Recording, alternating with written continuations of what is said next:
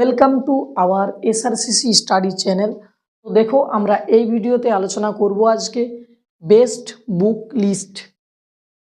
Competitive ফিল্ডে আমাদের best বুক list কী হতে চলেছে আজকে। অনেকে আমাকে রিকোয়েস্ট করেছিল, অনেকে আমাকে ফোন করেছিল যে স্যার আমাদের আমরা কম্পিটিটিভ প্রিপারেশন নিচ্ছি কম্পিটিটিভ এক্সামের জন্য, তো আমাদেরকে এমন কয়েকটি অথেন্টিক সোর্স বলুন যেগুলো থেকে আমরা খুব সহজেই আমরা পড়ে এক্সামের একদম কাছাকাছি যেতে পারি, এক্সাম ওরিয়েন্টেড অ্যাপ্রোচ নিতে পারি। এটা একটা ব্যাপার।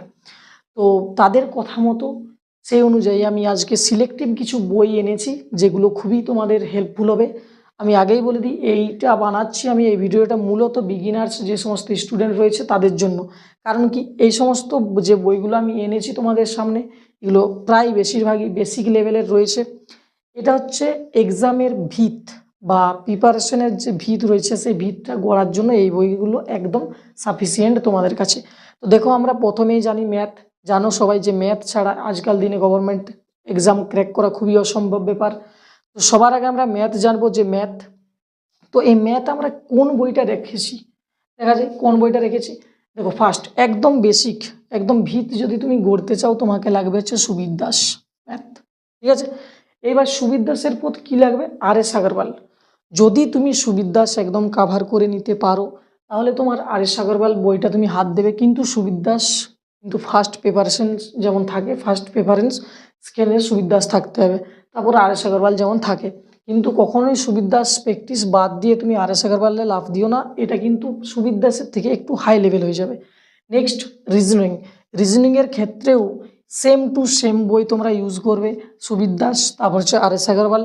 যদি না থাকে তোমরা সুবীর দাসেই করতে পারো। এই বইগুলো খুবই ভালো, এগুলো ডিফেন্স লেভেলের জন্য একদম অথেন্টিক সোর্স আছে।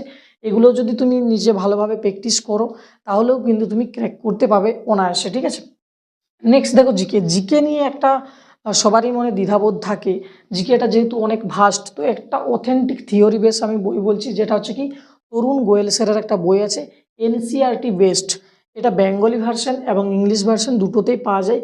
কিন্তু যেখানে যেভাবে তোমরা প্রিপারেশন করতে চাও, ইংলিশ বাংলা যার যেটা ভালো লাগে, ইংলিশ খুব সবাই তো আর ইংলিশ পড়তে পারে না, সে বেঙ্গলিতে নেবে, এই হচ্ছে ব্যাপার।